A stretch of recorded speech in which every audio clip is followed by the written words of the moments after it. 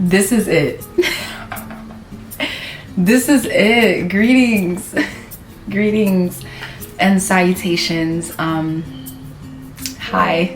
This is my 12th check-in video of my creative recovery from The Artist's Way by Julia Cameron. Man, I don't even have notes. I have one note, and it was the synchronicity. Okay, okay. So you see, we're just hopping into it, but it's all gonna make sense, okay? It all makes sense in the end.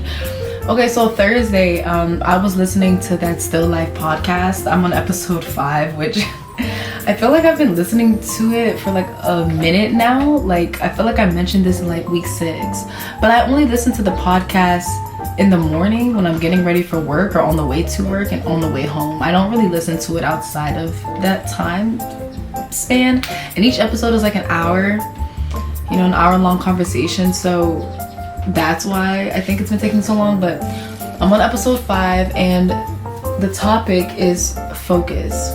And Henry asked Jim, he was like, why do folks feel like it's so hard to focus? Like, or why do people say that like they can't focus on more than one thing, or like it's so hard for me to focus and do this and be productive and whoop-de-whoop, right? Blase. And Jim was like, well, can we get an example, like in context, like in what ways are we saying this? And Henry was like, oh, I need to create this Excel worksheet for work, this Microsoft Excel worksheet for work. And Jim was like, okay, well, I'd like to suggest that we change I need to I want to, because that makes such a big difference. He was like, the answer is very simple. He was like, people don't do what they say that they're gonna do. They're not focused on it because that's simply not what they want to do. People aren't focused on the task at hand or the topic at hand because that's simply not what they want to do. It all comes down to very simple terms, and I felt like that was a huge synchronicity because I am so shocked at myself. I'm super duper proud. Like, I can't even believe that I finished this.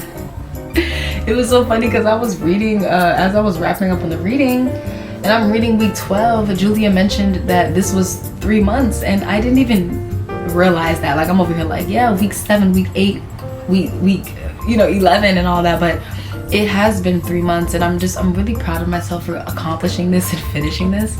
Because earlier this year, I think I mentioned it, or if I didn't, oh well, but like if I didn't, it's getting repeated again. But long story short, yeah, I was just a part of this program that I thought was supposed to excel my skills as an actress, and I decided to withdraw from the program because I felt too advanced for it. But of course, there was that give and take. There was that back and forth in my mind about, well, if I can't finish this, can I finish anything? Can I accomplish anything? That censored voice was definitely present. And I was like, I was struggling to do the weekly readings that, they were assigning us. And mind you, I was very happy to get the book. And I did all of the readings up until chapter 10, but it was like all of these emotions and thoughts. And so when I first started this recovery program, I was like, am I even gonna finish? Am I gonna tap out? You know what I'm saying? But I didn't. Like, I woke up this morning, I did my morning pages. There was definitely some slight anxiety when I started to think about completing it, because I was like, okay, well, what's next? What am I gonna do next? The folks who look at my lock journey, they know that I've been pretty inconsistent over the years. And then I know more than anyone that I've been inconsistent over the years. I mean, the list of ideas are just stacking up in my Notion like it's crazy. One thing that I really enjoy that it brought out of me was just this overall sense of stripping away all of these external forces that latch itself on to the perception of what art is supposed to even be, what creativity is supposed to be, what it's supposed to look like, what it's supposed to feel like. We look at people who get to a certain place in life, at whatever stage in life that they get it at, And then we start playing the comparing and contrasting game. We start feeling envious and insecure and jealousy and all of these things, when we are all born one of one. Even if you are a twin, your DNA is different. And of course, you know, all of this, it feels random, but I think it all synchronizes, as Julia would say. Like, I think it all comes together once you take that first step in healing yourself and trying to find out what is going on, like what the fuck is up with me, you know, internally. And so, you know, that's why I chose to do this book. Sometimes I feel like I talk too much in these videos. Sometimes I feel like I didn't say what I really want to say, but then I have to remember that this is not my last video. I'm not dead. Like, I'm not going anywhere. I can always post, I can always do these things. And I think along the years, I think I just really lost sight and I lost focus. Shout out to Still Life. I lost focus of where I was going and the true meaning of things. I mean, I always knew who I was from a young age. Like, I know who I am. That hasn't changed. But I think it's when I start to coexist with others and start to share that energy is when it can start to get a little tricky. I think at the end of the day, starting this recovery program, I was just hurt. There was a lot of things that I was going through. There was a lot of blockage there. There was a lot of built up energy. Like, a lot of my chakras were blocked. Now my throat chakra feels hella clear. Now I feel very aligned with my spirituality, with my creativity, and who I am as an artist. I've accepted myself as an artist, and I'm just so proud of myself. I can't believe I finished this. Like, I can't believe it. And I know that I can do anything that I put my mind to. Like, nothing is impossible. Hello, Kim Possible. Like, come on. Like, don't play with me, bruh.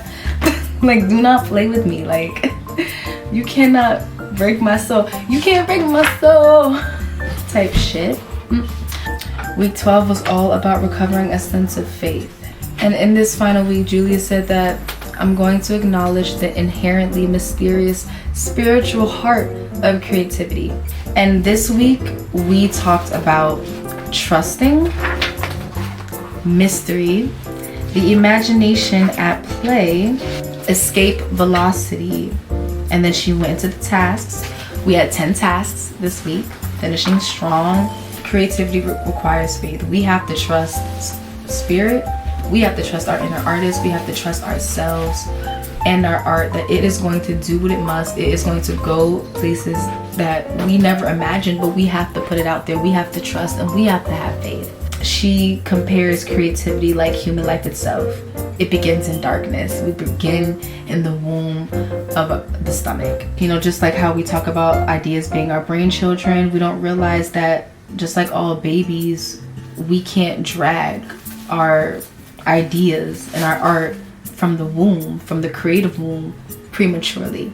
Things take time, and that darkness, that mystery, it doesn't have to be a negative thing. It's okay to sit in that and find power in that, and that is just the balance of things. Not everything is light and sunshine.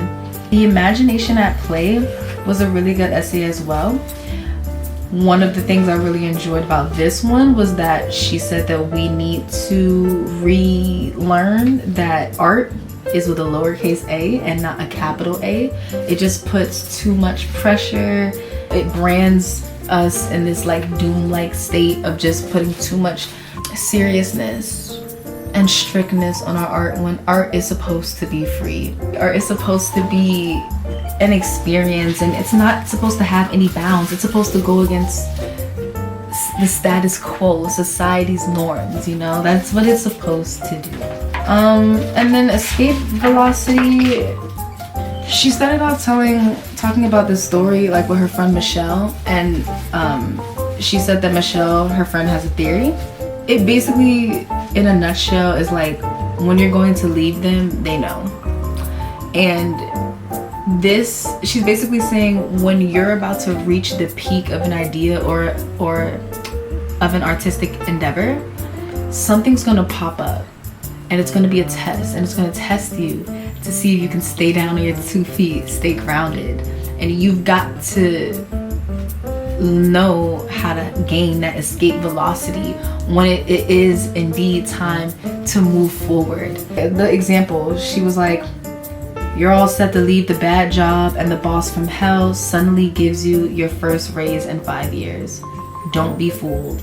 You know, like little things like that, And yeah, we have 10 tasks, and at the end, Julie says, good luck and God bless you. And yeah, she asks us to check in. It's so funny because she always asks us about the morning pages and the artist date, but she asks us in this final check-in, have we accepted the morning pages as a permanent spiritual practice? And it was so funny. I was like, yes, Julia, yes. You've got me. You've won me over. I have this notebook that I had lying around for my morning pages because I will now be writing every morning. Not my preference in color, but you know, a nice crisp notebook in good condition, hasn't been written in or anything like that, so this will be my next notebook. I will say that I'm not going to be too strict about the 3 pages because I do think depending on the notebooks it can vary. Like this is slightly bigger than the notebook that I've been writing in for the creative recovery, but if it's one thing that I notice is that every morning when I write the morning pages, it always turns out to be a minimum of an hour. It doesn't matter if I'm writing slow, fast, if I take some pauses, if I feel like I'm going slow, hand cramping, drop the pen, doesn't matter. I always finish within an hour, hour 15 max. So depending on the size of the notebook, I might not do 3 pages, but I will always have that hour timer set. I'll probably do like an hour. No, yeah, I'll do an hour set, and then, you know, finish the thought from there. But morning pages will definitely be in my life. Artist dates will be in my life as well. I didn't really think about continuing them because in my head I was like, well, I'm always going to take myself out, but I think it's good to keep a name to it and keep the routine going. So I am going to try to continue just taking my inner artist out. It's not even about going out, it's just about doing something creative and having that alone time with my inner artist. So yeah, that was really nice. There's a contract. We had a contract in the beginning of the book, and there's a creativity contract at the end. I haven't written it out yet, but I am going to do that before I head to bed.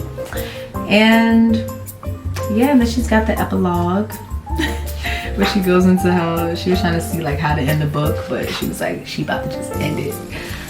Oh my gosh, yeah. Man, yeah, it feels so good. Like I said, it feels so good to finish The Artist's Way. You know, thank you for watching. You know, if you have been rocking with me this whole time. You know, I felt like there was like so much more I wanted to say. Again, I said that there was like so much I want to do and all that, but like, you know, duty calls. So much has happened in this Artist's Way journey that has affected me emotionally. You know, a few friends that I started out this journey with are no longer friends, and it feels so enlightening to just have the weight lifted off. I just want nothing but positivity and happy times, you feel me? And honestly, yeah, this is not the last time that you guys will see me. Definitely not.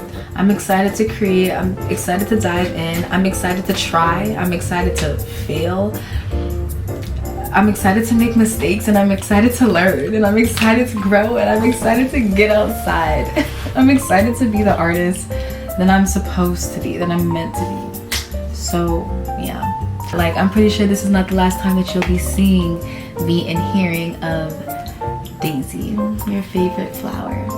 So much love to all of you watching. I wish you all well. Peace, love, and happiness. Be easy. Much love.